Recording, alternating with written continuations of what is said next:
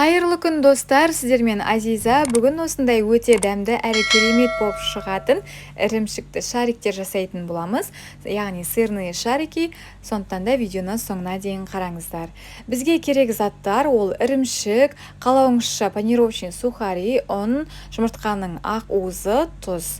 Ең алдымен ыдысымызға жұмыртқаның ақ уызы мен тұзымызды салып, миксермен жақсылап шайқап алатын боламыз. Яғни ол төңкергенде осылай ақпауы керек. Осылай етіп миксерлеп алатын боламыз. Оның үстіне ірімшігімізді саламыз және де жақсылап араластырып алатын боламыз.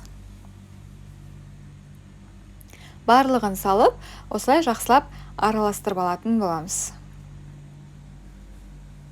Содан соң алдын ала електен өткізілген ұнымызды біртіндеп салып, оны да жақсылап араластырып алатын боламыз. Барлығын бірден салып жіберуге болмайды, біртіндеп салып, жақсылап араластырып алатын боламыз.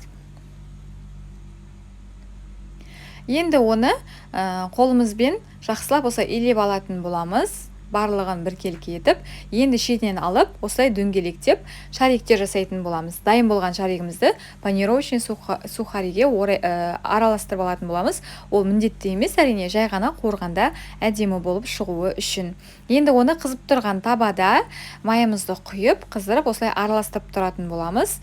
Мінекей сонымен біздің ірімшікті шариктеріміз дайын болды. Видеода көріп тұрғандарыңыздай өте керемет болып шықты. Сіздер де жасап көріңіздер. Сіздермен болған Азиза. Назарларыңызға рахмет. Сау болыңыз.